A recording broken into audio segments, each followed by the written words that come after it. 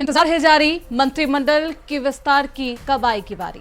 नमस्कार, आप देख रहे हैं उत्तराखंड के सवाल और मैं हूं आपके साथ श्रुति अंगन।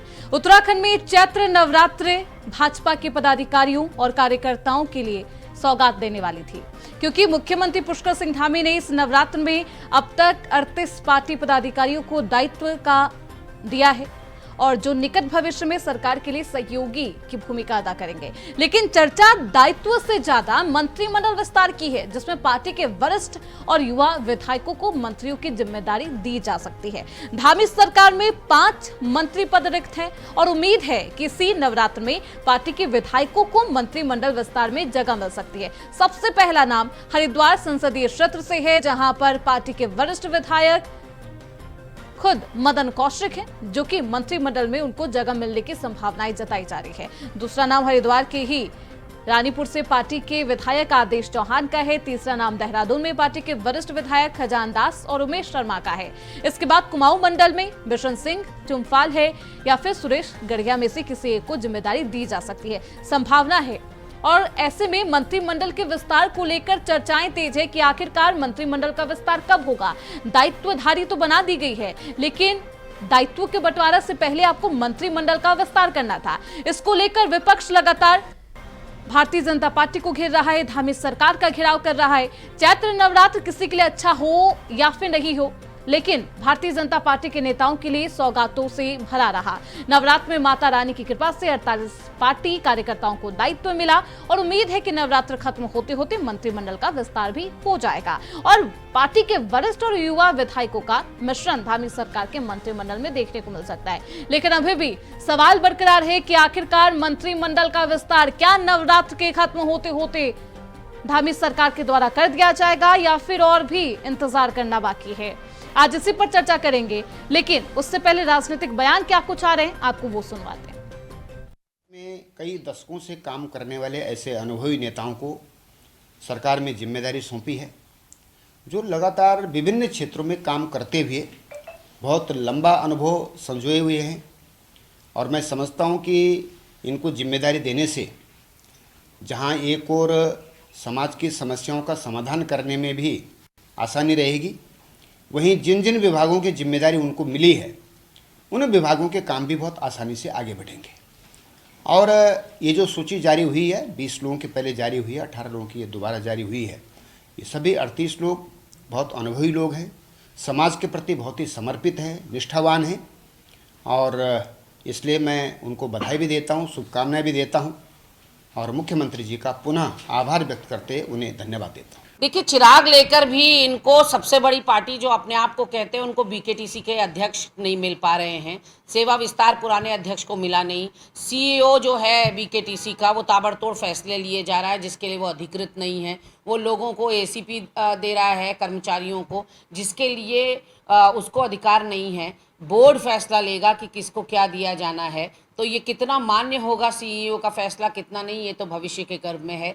वहीं दूसरी ओर 18 के बाद फिर 18 को दे दिया गया है दायित्व। ऐसे में जो मंत्रिमंडल का विस्तार है वो तो इनसे हो नहीं पा रहा है। 5 मंत्रिमंडल के पद खाली हैं, लेकिन जो 5-6 मंत्री हैं उन्होंने क्या ऐसा गजब कर डाला है जो ये दायित्वधारी कर देंगे। ये वही करेंगे जो इनके पूर्वजों ने किया, भ्रष्टाचार करेंगे, अपनी जेबें भरेंगे, लाल बत्ती की गाड़ी में साएं साएं इधर से उधर आम जनता को परेशान करते हुए घूमेंगे, मोटी तनख्वाह ये लेंगे, 4-5 का स्टाफ ये लेंगे। तो इतना वित्तीय बोझ इस प्रदेश के ऊपर पड़ने वाला है जो ऑलरेडी विकट आर्थिक परिस्थितियों से गुजर रहा है। तो नवरात्र पर सौगात कब होगा मंत्रिमंडल का विस्तार, चर्चा की शुरुआत करते हैं। हमारे साथ हमारे खास मेहमान जुड़ चुके हैं, परिचय करवा देती हूँ। अभिषेक भंडारी है, प्रदेश प्रवक्ता है कांग्रेस पार्टी के। कमलेश रमन है, प्रदेश प्रवक्ता है भारतीय जनता पार्टी की। वरुण शर्मा है, वरिष्ठ पत्रकार है। बहुत स्वागत है आप सभी का। सबसे पहले मैं कमलेश जी आपके पास ही आऊंगी। कमलेश जी, दायित्व का बंटवारा एक के बाद आप एक लिस्ट जारी करके कर रहे हैं, लेकिन मंत्रिमंडल का विस्तार आप उस रफ्तार में नहीं कर पाए, इसकी कोई खास वजह आपको नहीं लगता कि आप 18 दायित्व बांटने से पहले, 20 दायित्व का बंटवारा करने से पहले 5 मंत्री पद जो खाली हैं उसे भर देते?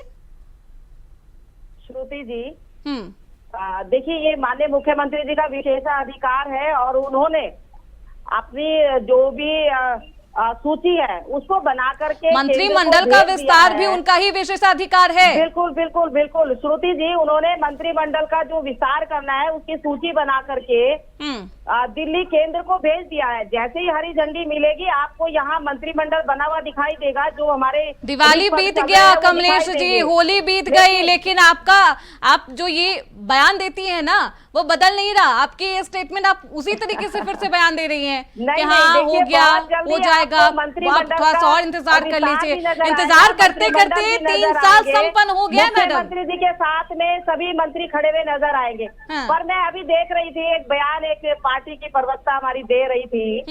मैं जरा उनसे पूछना चाहूँ कि 2 अध्यक्ष उनके बदल गए संगठन के, लेकिन कार्यकारिणी नहीं बनी अभी तक। पुराने लोगों के माध्यम से ही काम कर रहे हैं, कार्यकारिणी में कहीं जगह नहीं है। लेकिन वो दूसरों के घर में तामझाम जरूर करेंगे कि मंत्रिमंडल बना है कि नहीं बना है। लेकिन मैं आपको दुरुस्त करना चाहूंगी श्रुति जी, अब कोई देर नहीं है। मैंने आपको अभी कल परसों की डिबेट में भी कहा कि कोई देर नहीं है, बहुत जल्दी मंत्रिमंडल आपके सामने होगा। माननीय मुख्यमंत्री, मैं तो ये दिवाली से सुन रही हूँ, दीपावली बीत गई, होली बीत गई, अब पता नहीं कितना और इंतजार बाकी है। हमारे साथ शर्मा जी भी मौजूद है। ठीक है, अब तो मैं वापस आऊंगी। आप निश्चिंत रहे श्रुति जी, बहुत जल्दी मंत्रिमंडल का विस्तार हो जाएगा। ठीक है शर्मा जी, मंत्रिमंडल के विस्तार में इतना वक्त आखिरकार क्यों लग रहा है? देखिए, मुझे ये लगता है हाँ। कि एक तो आज ये ब्यूरोक्रेसी के अंदर चर्चा थी कि शायद 9वीं के दिन कल शायद मंत्रिमंडल विस्तार हो सकता है। ब्यूरोक्रेसी में चर्चा थी, ये पुख्ता खबर नहीं है, एक चर्चा थी। अच्छा, दूसरी चीज ये है कि धामी जी तो लंबे समय से जो ये पद खाली है, तीन मंत्री तो पहले ही खाली थे।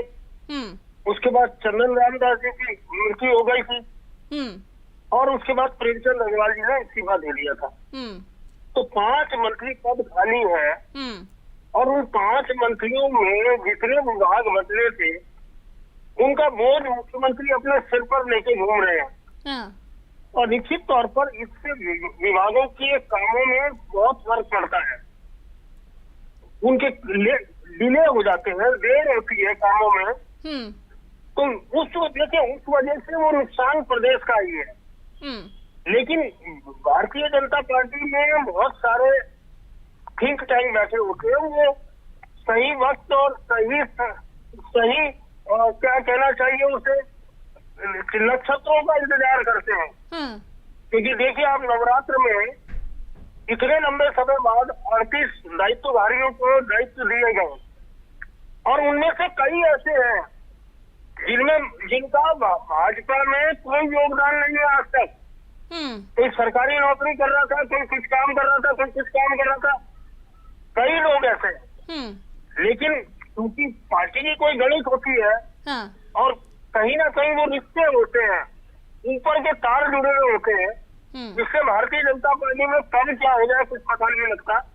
ये बिल्कुल अनप्रेडिक्टेबल काम होता है। और मुझे लगता है कि इस बार जो धामी जी के मंत्रिमंडल का विस्तार होना है, या ये क्या पूरा मंत्रिमंडल बदला जाना है, वो भी ऐसा कदम होगा जिसमें आकर हम सब आश्चर्यचकित होंगे, चौंकाने वाले निर्णय लिए जा सकते हैं। लेकिन अभी तो मुहूर्त का इंतजार कर रही है भारतीय जनता पार्टी, नहीं कमलेश जी?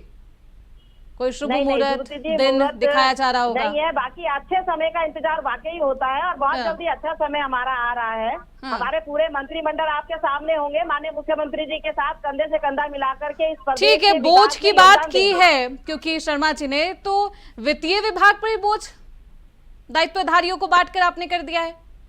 अब वित्त मंत्रालय पर आप तो ज्यादा ही बोझ डालने लगे।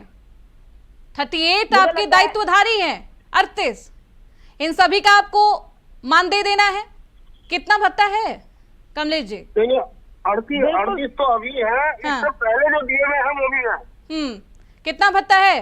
देखिए उसके बावजूद भी मुझे लगता है कि 370 से कम है कांग्रेस के कार्यकाल से। नहीं ठीक है, आप उनसे, और खर्चा भी उससे कम है श्रुति जी, खर्चा भी उससे कम है। बिल्कुल नहीं, बिल्कुल आप उनसे कंपेयर करते हैं। आप कांग्रेस पार्टी भारतीय जनता पार्टी क्या कांग्रेस पार्टी को फॉलो कर रही है कमलेश जी? आप उनका एग्जाम्पल क्यों दे रही है? आप ये बताइए कितना मान दे रहे हैं? आपने कहा कि आपने 38 बांट दिए, तो मैंने इसलिए एग्जाम्पल दिया आपको कि कांग्रेस से तो कम ही बांटे हैं। तो बंदर बांट कांग्रेस में हुई थी, मैं भी क्या बोल रही हूँ, बंदर बांट कांग्रेस में हुई थी, उससे तो बहुत ना के बराबर है और खर्चा भी उतना नहीं है। जन सेवा के लिए लोगों को लगाया गया, और ये हर पार्टी के कार्यकर्ताओं को, उनकी जब सरकार होती है तो वो कार्यकर्ताओं की जो काम है, उसकी कार्यशैली है, लोगों के बीच में, जनता के बीच में जाने के लिए सरकार की योजनाएं कैसे पहुंचाए, इन सब का एक माध्यम कार्यकर्ता बनता है, संगठन का वर्कर बनता है, इसलिए उनको ये दायित्व दिए जाते हैं। उसमें चाहे अभिषेक भंडारी जी, जी दायित्व का बंटवारा क्यों किया गया, आप समझ के होंगे। धन्यवाद श्रुति जी, हाँ आपने बोलने का मौका दिया। विद्वान प्रवक्ता हैं हमारी बड़ी बहन कमलेश रमन जी, भाजपा की प्रवक्ता हैं, तो सरकार उनकी है तो ज्यादा मौका उनको ही देना चाहिए।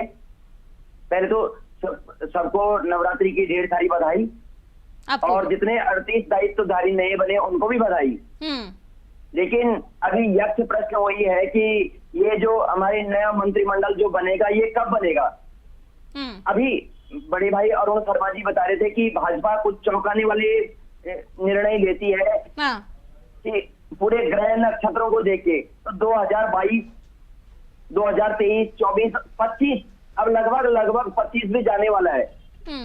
तो ग्रह नक्षत्र पता नहीं कब आएंगे। ये हो सकता है कुछ, ये इनका अनुमान जरूर है कि चौंकाने वाले परिणाम होंगे, तो हो सकता है चौंकाने वाले परिणाम होंगे।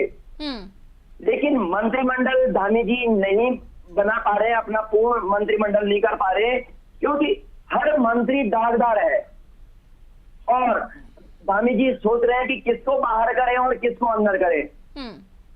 ये वित्तीय बोझ जो भी आएगा, माने हमारे मंत्री जो बनने थे, प्रदेश का विकास होना था, तो अकेले धामी जी के कंधों पे तो नहीं हो सकता ना।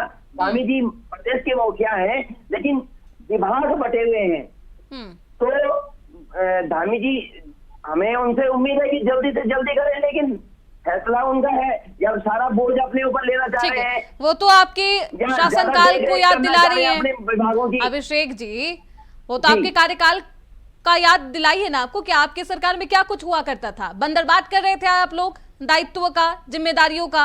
इतना ही नहीं, आप में भी चलन यही था, आप में भी एक सीट खाली थी। आपकी बात का जवाब दूंगा। बंदरबाट, कमलेश, हमारी बहन कमलेश रमन जी ने बोला कि बंदरबाट कर रहे थे, तो बंदरबाट हो सकता है इनको ज्यादा जानकारी हो, ये कांग्रेस में भी रहे हैं और भाजपा में भी रहे हैं, ये अपनी सरकार की गुणगान नहीं करेंगे। ये जरूर देखेंगे कि आज से पहले कांग्रेस ने क्या किया था, क्या अच्छा किया था, क्या बुरा किया था।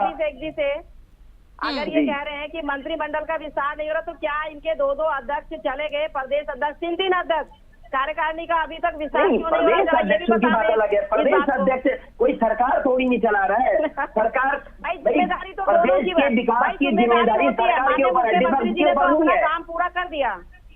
जी, मैंने कहा जनता के विकास की जिम्मेदारी, जनता का जो पालन पोषण करना है, सबकी जिम्मेदारी सरकार की है, विपक्ष की नहीं है। तो जनता ने चुन के आपको भेजा है, निर्वहन आपको ही करना है। अब 12 मंत्री बनने हैं, 12 में से आप चाहे एक ही बना दो। मुख्यमंत्री जी खुद काम कर रहे हैं, बाकी को हटा दो, कोई बात नहीं, चल जाएगा। वो जेम्स बॉन्ड है, धाकड़ धामी है, युवा मुख्यमंत्री है, तो आपको ढेर सारी शुभकामनाएं। मत करिए विस्तार। जनता देख रही है, जनता भुगत रही है, जनता भुगतेगी, पता चलेगा आपको भी। कमलेश रमन जी, मुझे लगता है हमारा जो भाई है अभिषेक भाई, ये शायद देख नहीं पा रहा है कि जनता तो सरकार के साथ खड़ी है और बहुत प्रेम भाव से हर निर्णय का साथ दे रही है। विकास कार्य कोई अवरुद्ध नहीं हो रहे, विकास कार्य निरंतर चल रहे हैं, गतिमान है। हाँ, रही बात हमारे जो मंत्रिमंडल है, बहुत जल्दी, क्योंकि जो मुख्यमंत्री जी का कार्य उन्होंने पूर्ण कर दिया, वो दिल्ली अपनी सूची दे आए, उनसे वार्ता हो गई है, बहुत जल्दी हरी झंडी वहां से होगी और उनका निर्णय लिया जाएगा और मंत्रिमंडल तैयार अब बिल्कुल है, काम चल रहे हैं, लेकिन कांग्रेस को बहन मुझे बात कमलेश समझ में नहीं शर्मा आई का ये बयान हम कि कांग्रेस को पिछले इतनी 2 महीने परेशानी 6 क्यों महीने है। से सुन रहे हैं। भाई इनके तो जो मुख्यमंत्री थे, पूर्व मुख्यमंत्री एकला चलो वाली राजनीति करते थे, इसीलिए 2016 में किस तरीके से हुआ वो आपने सबने देखा। अब यहाँ की ये जो बात कर रहे हैं भारतीय जनता पार्टी की, तो यहाँ पर सबको साथ लेकर के चलने का काम धामी जी कर रहे हैं, विकास कार्यों को धार देने का काम धामी जी कर रहे हैं। तो सबको जनता के बीच में जाने ठीक है का काम कमलेश जी, संगठन तो के सबको कार्यकर्ता साथ कर रहे लेना हैं। क्या मुश्किल हो चला है अब, जो आपको इतना वक्त लग रहा है? सूची जारी होने वाली हो नहीं रही है। मेरे को समझ में ये नहीं आ रहा कि भाई भंडारी भाई आप क्यों इतने परेशान हैं, आपको क्यों इतनी परेशानी है?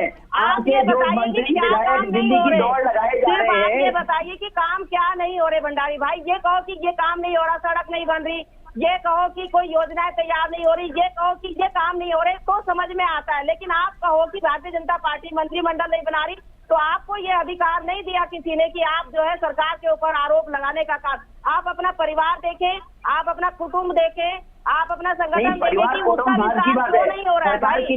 सरकार को चेताना भी हमारा काम है, हम विपक्ष में हैं। सरकार अगर सही से काम नहीं करेगी तो सरकार कमलेश जी ठीक है, तो यानी कि क्या समझा जाए, सरकार जो कर रही है ठीक है, आप मंत्रिमंडल का विस्तार करेंगे या फिर नहीं करेंगे? भाई बिल्कुल होगा श्रुति जी, कैसे नहीं तो आप होगा? कह रहे कि ये सवाल पूछा ही नहीं जाए, आप अपने कुटुंब देखिए, आप अपना देखिए, आप अपना देखिए, ये भी उनका है, ये पूरी जनता का है ना कमलेश जी, सवाल ये उत्तराखंड की जनता का है, तो पूछेंगे ये सवाल, वो विपक्ष में है। बिल्कुल श्रुति जी, सब लोकतंत्र है, सबको अधिकार है, हम किसी को मना नहीं कर रहे, लेकिन जो काम माननीय मुख्यमंत्री जी का था वो उन्होंने पूरा कर दिया। अब सेंटर से जैसे ही हरी झंडी मिलेगी, यहाँ पे आपको मंत्रिमंडल दिखाई देगा, बहुत जल्द दिखाई देगा। मैंने आपको कल भी कहा था। शर्मा जी, एक चलन चलने लगा है लगता है, कांग्रेस के भी शासनकाल में मंत्री पद खाली रहता था, अब तो खैर यहाँ पर 5 मंत्री पद खाली हैं। क्या चलन है, कोई परंपरा चलने लगी है कि मंत्रिमंडल का विस्तार उतना नहीं करना चाहिए, आप ज्यादा दायित्व खुद संभाले, खुद ज्यादा जिम्मेदारी रखे, मंत्रिमंडल रखे अपने हाथ में? देखिए, मुख्यमंत्री ओवरऑल पूरे प्रदेश का शासक होता है। हर विभाग ये देख सकता है, किसी भी फाइल को तलब कर सकता है। तो ये कहना गलत है कि इसके विभागों का वोट बहुत ज्यादा हो, लेकिन स्थिति ये है कि जब विभाग ज्यादा होंगे तो उनके काम समय पर नहीं होंगी, उनकी फाइलें समय पर नहीं होंगी, उनकी स्वीकृतियां समय पर नहीं होंगी, तो वो दिक्कत है। दूसरी चीज, ये परंपरा की बात नहीं है। देखिए, ये उलझाने वाली बात है कि अगर भाजपा के 43 विधायक हैं और उसमें से केवल 7 ही मंत्री बने हैं मुख्यमंत्री सहित, तो 36 विधायक नहीं है, तो कहीं से कोई रोष प्रकट ना हो। हर आदमी को लगे मेरा भी नंबर आ सकता है, क्योंकि भारतीय जनता पार्टी है तो पहली बार जीते हुए विधायकों में मुख्यमंत्री बना दिया जाता है। हमारे सामने उदाहरण है दिल्ली का, हरियाणा का, राजस्थान का, दिल्ली और राजस्थान का। तो यहाँ सब उम्मीद पाले हैं कि मेरा भी काम हो सकता है, मेरा भी काम हो सकता है। और अगर ज्यादा लोगों को मंत्री बना दिया जाएगा, और अभी भी ये खबर आ रही है कि मंत्रिमंडल के पूरे पद नहीं भरे जाएंगे, 1-2 खाली रखे जा सकते हैं, वो उस विद्रोह को दबाने के लिए होता है। ये रणनीतिक होती है कि उस विद्रोह को दबा दिया जाए जो भविष्य में आने वाला है, क्योंकि ज्यादा विधायक होंगे, ज्यादा डिमांड होगी।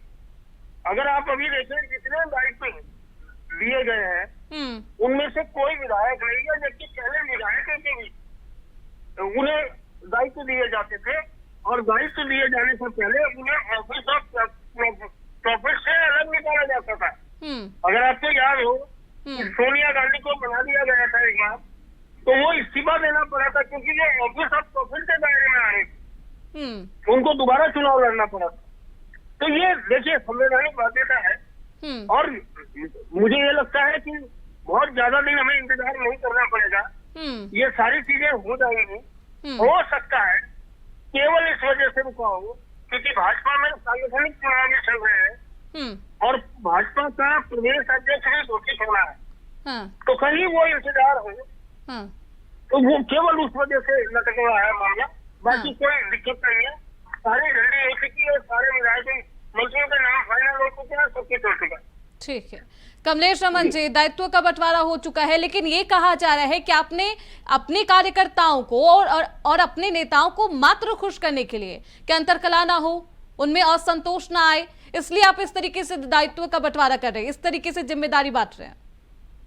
नहीं श्रुति जी, देखिए 2000 से पहले भी जब हम उत्तर प्रदेश का हिस्सा थे उत्तराखंड में और वहां भी सरकार बनती थी तो लोगों को एडजस्ट किया जाता था। वो सिर्फ इसलिए किया जाता है कि जो जनता के बीच की और संगठन की और सरकार के बीच की जो दूरी है उसको पाटने का काम कार्यकर्ता करता है। सरकार की योजनाओं को लोगों तक बेहतर तरीके से संगठन का कार्यकर्ता पहुंचाने का काम करता है। और आज का तो जो जमाना है वो हमारा सोशल मीडिया का है, अखबार का है, टीवी चैनलों का है। ये बहुत सारी ऐसी आप चीजें कह रही हैं कि दायित्वधारी जो है कमलेश जी वो सरकार की योजना को है ना जनता के बीच पहुंचाने का काम करेंगे, तो मंत्री पद जो खाली है, जो मंत्री बनाए जाएंगे वो जनता का काम नहीं करेंगे? नहीं, बिल्कुल जनता का काम करेंगे। वो जो आप 3 साल तक इतना मंत्री पद खाली रहा उससे जनता को नुकसान नहीं हुआ? प्रस्ताव बनाते हैं श्रुति जी, वो योजना बनाते हैं, वो प्रस्ताव बनाते हैं, वो इन सारी चीजों की प्रक्रिया पूरी करते हैं, फिर जनता के बीच में जाते हैं। लेकिन जो कार्यकर्ता होता है वो किसी भी दल का हो, जिसकी सरकार होती है, वो सरकार की योजनाओं को लोगों तक पहुंचाने का एक सेवा भाव का माध्यम है कि वो जन सेवा करके लोगों के बीच में एक मात्र, मैंने कहा ना कि कुछ लोग तो अवैतनिक भी होते हैं और सेवा भाव से काम करते हैं। उसमें उस किसी पद में तो सैलरी तक भी नहीं होती है, वेतन नहीं होता है, केवल टीए वो जब कभी जाएंगे तो उनको मिलता है, वो ना के बराबर होता है श्रुति जी। यहाँ पे तो सरकारी आवास तक है ना लिखा हुआ है। नहीं, मैं ये नहीं मानती। यहाँ पे सरकारी आवास है, सरकारी आपको वाहन मिलेगा, अगर आप वो नहीं लेते हैं तो उसके बदले आपको भत्ता मिलेगा, ये सारे प्रावधान है कमलेश जी। जी श्रुति जी, पहली बात तो मैं बता दूं आपको, जितने ये दायित्वधारी बने हैं इनको कोई आवास नहीं मिलता, पहली बात। दूसरी बात, जो सैलरी है इनकी जो मिलती है वो मानदेय मिलता है, सैलरी नहीं, और वो भी ना के बराबर है। उसमें कोई ऐसा, उनका तेल का होता है, उनकी स्टेशनरी का होता है, सब कुछ मिला के एक जो भत्ता है मिनिमम जो उनको दिया जाता है वो है। इसमें ऐसा नहीं है कि लाखों रुपए किसी राज्य मंत्री की सैलरी होगी। सुन लीजिए कमलेश जी, पिछली सरकार में दायित्वधारियों को जो सैलरी मिला करती थी वो 45,000 थी। साल 2023 में धामी सरकार ने इसे बढ़ा दिया, अब कितनी है? 80,000 है प्रति माह। बता रही हूँ आपको श्रुति जी, जो सारी चीजों का जो मिलकर के इसके अलावा सरकारी आवास आप कह रही नहीं मिलता है, यहाँ पे लिखा हुआ है इसके एवज में आप 25,000 प्रति माह ले सकते हैं। सरकारी कार्यालय है, सरकारी वाहन है। शर्मा जी, बिल्कुल वाहन का क्या मानदेय नहीं मिलता है? क्या इन्हें सरकारी भत्ता नहीं मिलता है? और वो क्या इसका कोई प्रावधान नहीं? रुकिए, मैं आपको क्लियर कर दूं, वो दायित्वधारी को नहीं मिलता है। जिसकी गाड़ी लगती है, जो गाड़ी का जिसका टेंडर होता है सरकार का, वो उसको जाता है गाड़ी का पैसा, ड्राइवर का पैसा उसको जाता है। दायित्वधारी को तो केवल मिनिमम वो टीए जो उसका बनता है, जो वो जाता है, सिर्फ वो मिलता है। शर्मा जी, नहीं है कि उसको लाखों रुपए कोई सैलरी मिलती है। मानदेय नहीं दिया जाता है? नहीं, मानदेय तो दिया जाता है, ये तो कमलेश भी स्वीकार कर रही है। मानदेय दिया जाता है लेकिन तनख्वाह नहीं दी जाती। जो तनख्वाह की बात हो रही है, तनख्वाह नहीं है। हाँ, कुछ भत्ते उनको मिलते हैं लेकिन तनख्वाह नहीं है। ठीक है, मानदेय मिलता है, तनख्वाह नहीं मिलती है, बस जी। ये तो मिलता है कमलेश जी? हाँ बिल्कुल, ये अतिरिक्त बोझ नहीं है। और ऐसा नहीं है कि बहुत ज्यादा जो विधायकों की सैलरी या मंत्रियों की या अन्य अधिकारियों की सैलरी से बनस्पत बहुत कम होता है। अगर आप उठा के अब आखिरी सवाल यही है कमलेश जी कि कब तक मंत्रिमंडल का विस्तार होगा, आखिर कब तक इंतजार करना होगा? समय बताइए। हाँ जी, ये होली दिवाली, मुझे लगता है ये सवाल अगर आप माननीय मुख्यमंत्री जी से करेंगे तो ज्यादा बेहतर है। मैं तो सिर्फ ये विश्वास, आप तो बीजेपी का स्टैंड ही रखने आई है, इसलिए मैंने आपसे ही कर दिया। आप बताइए। मैं आपको ये विश्वास दिला सकती हूँ कि बहुत जल्दी मंत्रिमंडल का विस्तार होगा और कोई कार्य अवरुद्ध नहीं हो रहे हैं। कार्य बकायदा वैसे ही चल रहे हैं, निरंतर जैसे चलने चाहिए, जैसे काम होने चाहिए, जैसे योजनाएं बननी चाहिए। बस ये जरूरी है कि जो हमारा मंत्रिमंडल है बहुत जल्दी आपके सामने होगा और मुझे लगता है कि हम लोग आपस में बैठ करके यही चर्चा करेंगे कि अब मंत्रिमंडल बन गया और अब काम का उनको बंटवारा हो चुका। चलिए ठीक है, बहुत शुक्रिया आप सभी का, कमलेश रमन जी, अरुण शर्मा जी और अभिषेक भंडारी जी, बहुत शुक्रिया आप सभी का चर्चा में बने रहने के लिए, अपना वक्त देने के लिए। तो अब मंत्रिमंडल का विस्तार कब तक होता है ये देखना बेहद दिलचस्प होगा। अभी भी समय है और कहा जा रहा है कि दिल्ली में हाईकमान से जब तक हरी झंडी नहीं मिलेगी तब तक मंत्रिमंडल का विस्तार नहीं हो पाएगा। लेकिन ये भी कहा जा रहा है कि जल्द ही धामी सरकार में मंत्रिमंडल का विस्तार होता है, किसे नई जिम्मेदारी सौंपी जाती है ये देखना महत्वपूर्ण होगा। इसी के साथ आज की चर्चा में बस इतना ही। देखते रहिए इंडिया पोस्ट।